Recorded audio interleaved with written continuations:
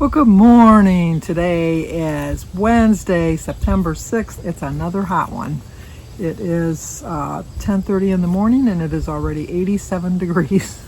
We're supposed to get rain within the next 20 minutes, so I wanted to get out here and get a little bit of sun, although the sun is shining. My glasses are already turning into sunglasses, but we're supposed to get storms early on in the afternoon. And my shirt says I never argue, I just explain while I am right.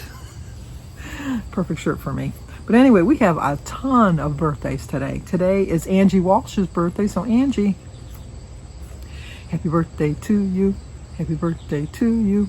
Happy birthday, dear Angie. Happy birthday to you. Cha-cha-cha. I had to write them down because there's so many. It's also Elspeth MacArthur. Elspeth, I always think of, not The Good Wife, The Good Fight. Because Elspeth was one of the attorneys. She's a little wacky. Are you a little wacky? I liked her character. It was really cute. But Elspeth, it's your birthday. Happy birthday to you. Happy birthday to you. Happy birthday, dear Elspeth. Happy birthday to you. Cha-cha-cha. It's also Jolene's birthday. So Jolene, that was a big B. That was a really big B. They don't bother me though. Bugs, spiders, don't bother me. Mice, they bother me. But Jolene, happy birthday to you. Happy birthday to you. Happy birthday, dear Jolene. Happy birthday to you. Cha-cha-cha. Lorraine Beacom. B-E-A-C-O-M. It's not Beacon. Beacom. B-E-A-C-O-M. So it's Lorraine's birthday. Happy birthday to you. Happy birthday to you. Happy birthday, dear Lorraine. Happy birthday to you. Cha-cha-cha. Pam Olson, O-L-E-S-O-N, Pam. Happy birthday to you. Happy birthday to you. Happy birthday, dear Pam. Happy birthday to you. Cha-cha-cha. Eric Honig, Eric. Happy birthday to you. Happy birthday to you. Happy birthday, dear Eric. Happy birthday to you. Cha-cha-cha. And last but not least is Judy Marchildon. M-A-R-C-H-I-L-D-O-N. Judy, it's your birthday. Happy birthday to you. Happy birthday to you. Happy birthday, dear Judy. Happy birthday to you. Cha-cha-cha.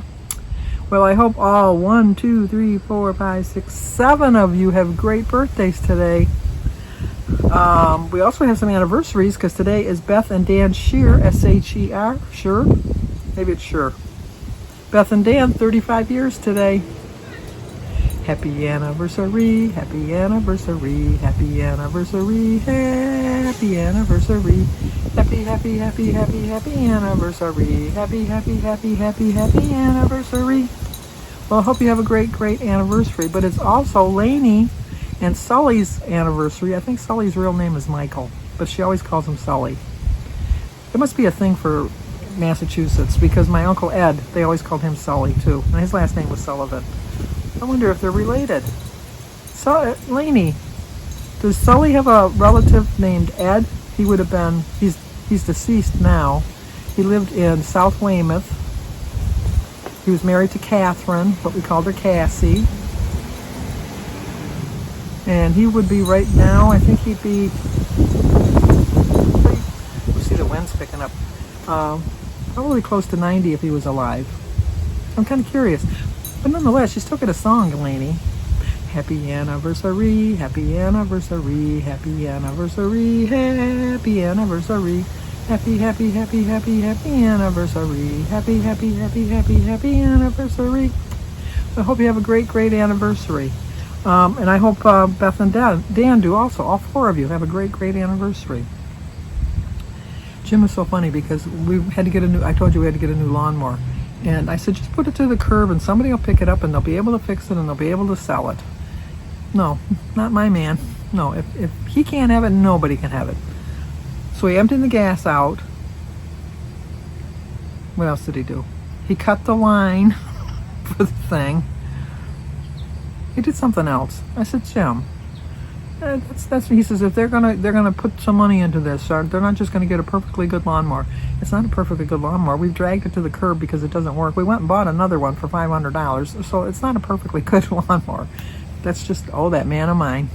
So anyway, he put it out there probably about 4:30 yesterday. Went to his shooting for his shooting leg, and then he got back at 7 o'clock and it was gone. Somebody picked it up. Somebody's going to fix it. Somebody's going to sell it. I'm quite sure. I don't understand the reasoning. I really don't.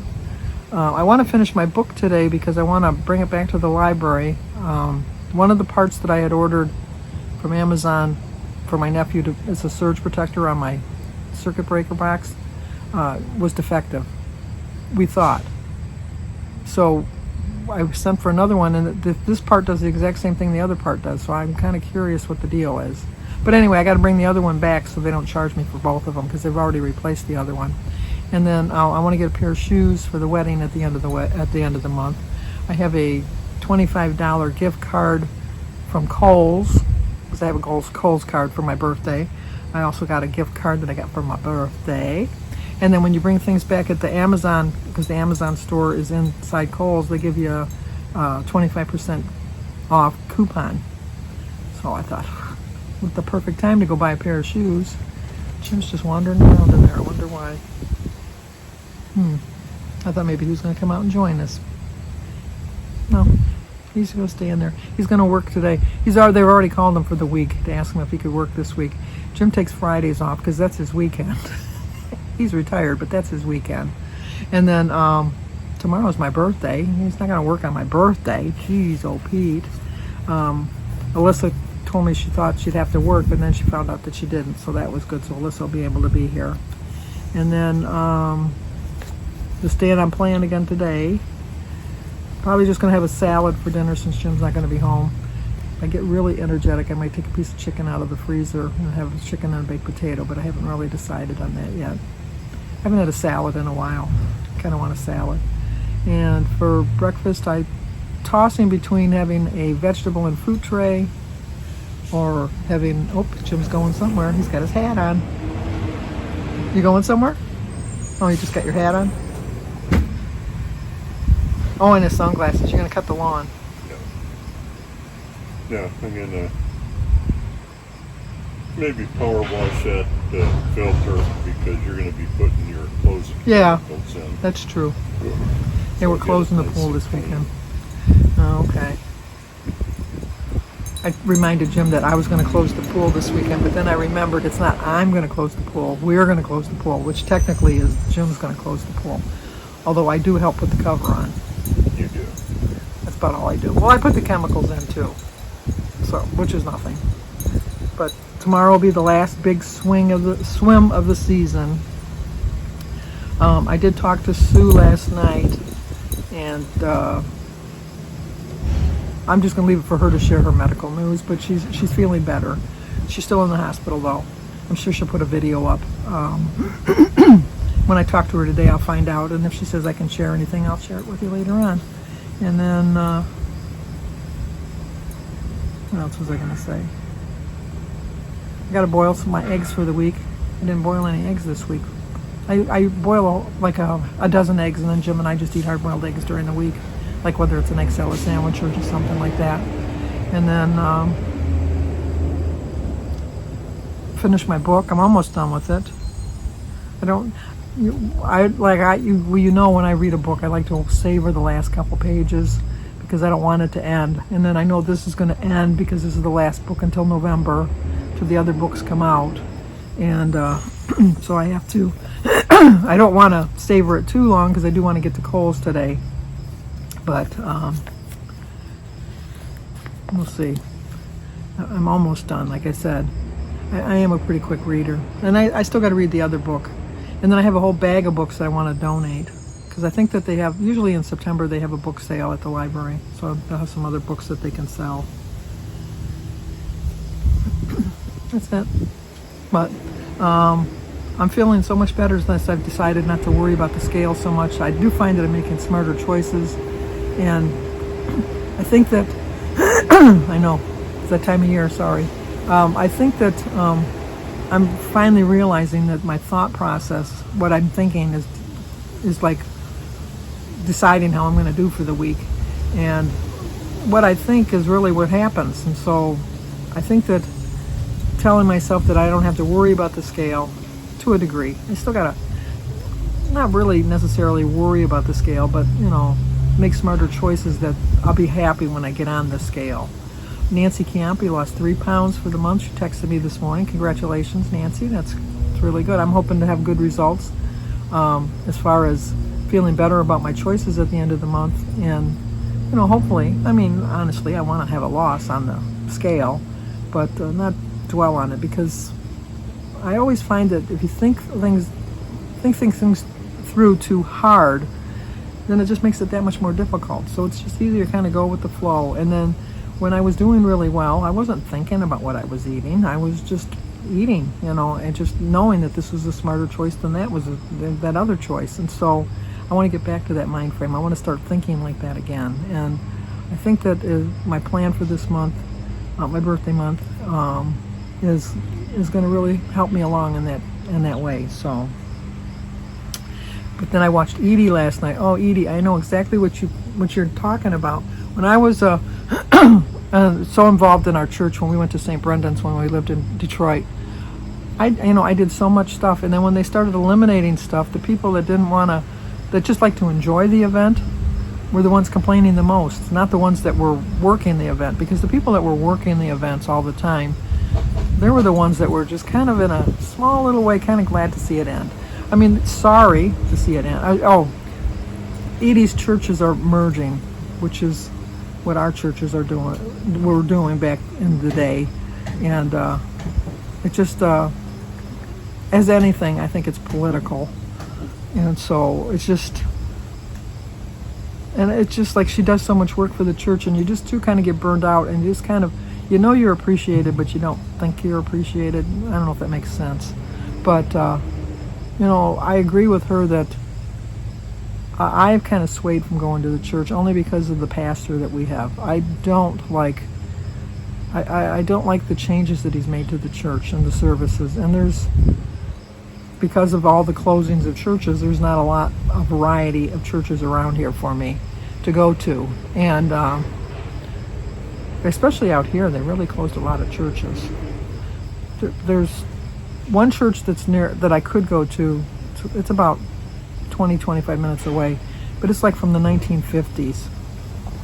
Been there, done that, lived that. I did not like that. That's all like, you're going to hell, you're going to hell, you're going to hell. I don't like that kind of, I don't get any joy out of coming out of church from that. The priest that we have made so many changes. Edie was complaining about, she went to this one mass where they had 2 ushers that come from the front of the mass, and then they, one by one, pew by pew, they tell you how to go up to communion. I agree with you, Edie. You should be able to just go up. I don't think it's going to be like if you go to a movie theater, they don't come in the movie theater and say, okay, this row leaves first and this row leaves next. You just know the natural progression of things. I understand that. But my church has got you topped, or that church topped. Our church has got 1, 2, 3, 4 pews, sections of pews, probably about 25 rows in each section. And then they got a row over here on the left side of the altar. They got a row over here on the other side of the altar. And then on the other side, they got a row of that.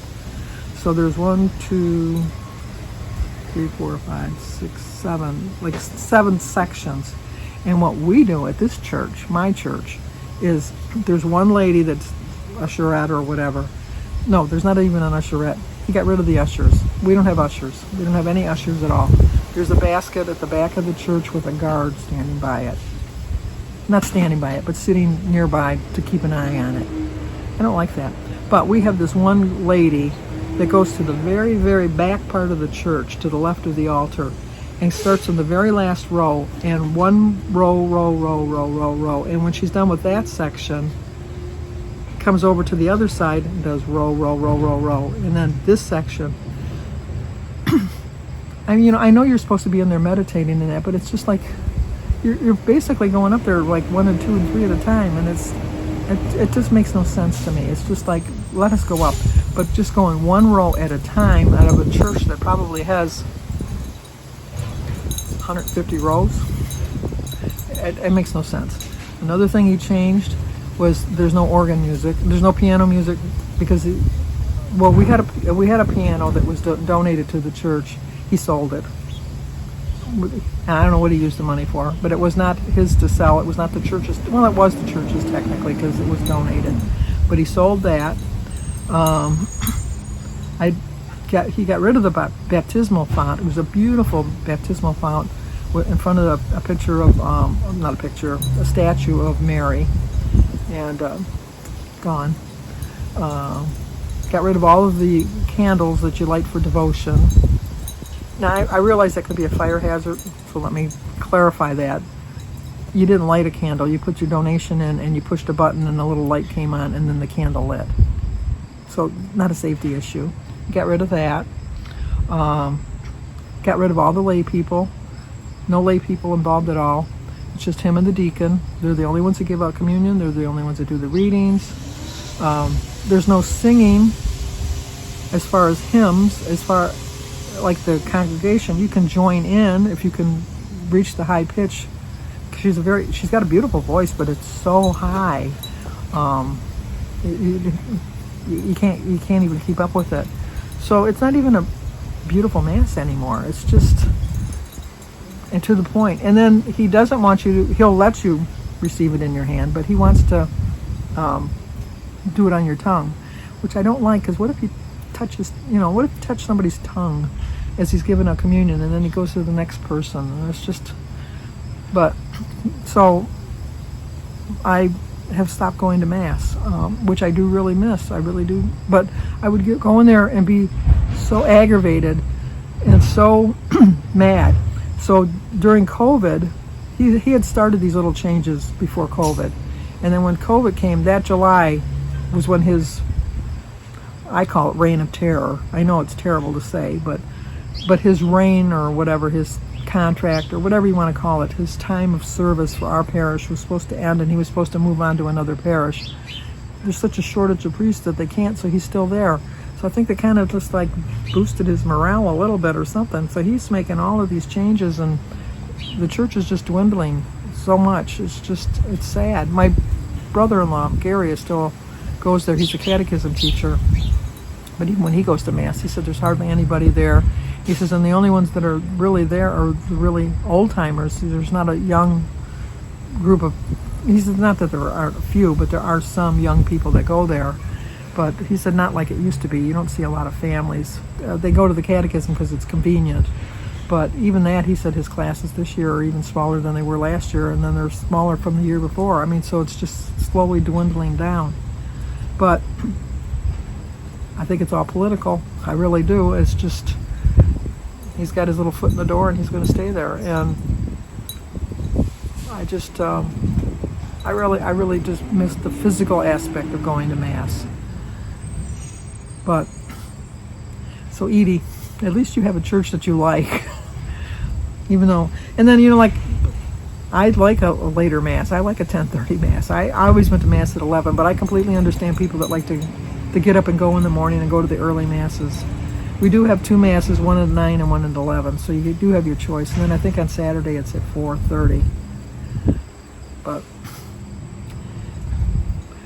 my process of thinking when I go to churches, I should be thinking about just sitting there receiving the Lord, receiving the Spirit, the Holy Spirit, and all of that. And the whole time I'm there, I'm just aggravated about, oh, he changed this, he changed that. What's he going to do? And then when he talks to you, it's all damnation. It's like, why am I bothering? I'm going to go to hell no matter what. According to him, I'm going to go to hell no matter what. So it's not uplifting at all. But I do say my rosary. I do say my prayers. I once in a while I check in with YouTube TV and that. But I do miss the aspect of going to mass. It really set my week off. It really helped me get my thought process in check. So I'm really, one of the things I'm thinking about changing this month is that if I could get Jim to go to church with me, that would be nice. Just go for a nice little drive, we'll go to mass, and then maybe go out to breakfast afterwards. I think that maybe I could talk him into that. And you shouldn't have to talk people into going to church. You really shouldn't. But anyway, look at the sun is shining so bright. Let me see if I can show you. Let me see if I can. Can you see the sun? I don't know if you can see it. Kind of hard to see, but it's out there. And then my spider over there, I don't know if you can see him. He's just kind of given up. He's done. He says, I'm not building anymore. I'm done building. Done like a dinner. So, okay. I think I'm gonna end it for now. I might come back on later on, but we'll see. Because it's already 20 minutes. Like a babbling brook. Babbling on. So, okay. I'll check in later. How's that sound? Talk to you soon. I almost forgot to close my video tonight. As you can see, it's nighttime. I did talk to Sue over at Sue Slims Down. She thanks everybody for her prayers. They're working on getting her blood pressure down, and she's hopefully going to be coming home tomorrow. Her time, she said she was going to be at the KOA park or wherever she's at, campground, until the middle of October. No, those plans changed. She's going to be heading home. Her daughter's going to be going with her, and she'll go see her heart doctor when she gets home. But she has a posting on Facebook explaining everything, and if you go to my page, Sandy Manning, Sandy Manning hyphenated Carico, I shared it, but it's on Dish with D's. It's on a lot of pages, so you should have no problem finding it. It's an update. I also think she did an update on YouTube. I'm pretty sure she did, so check that out. But in the meantime, I'm going to tell you good night. Like, comment, subscribe. Oh, I finished my Bosch series. I was a little disappointed because now I haven't got anything to read. I have like over 50 books on my bookshelves. I have like 2 bookcases. I have a bag full of books. I have books everywhere. So it's not like I'm hard up for finding a book to read. It's just a matter of I've got to find another book to read. But anyway, I don't like the direction it's heading. I'll just say that without ruining it for anybody else. And then I was going to go to Amazon and return that one part that I had for the surge protector, which was $100 for that part. I couldn't find it anywhere because I knew I put it in a safe place. It was a safe place, all right. It took me almost an hour to figure out where that safe place was, and it was hiding in plain sight. It was on my china cabinet right back there, over there, in full view, but I just didn't see it. So it just got too late and I didn't bring it back, so I'll just do that tomorrow. So now I'm going to tell you to like, comment, subscribe, and share, and I will talk to you guys tomorrow.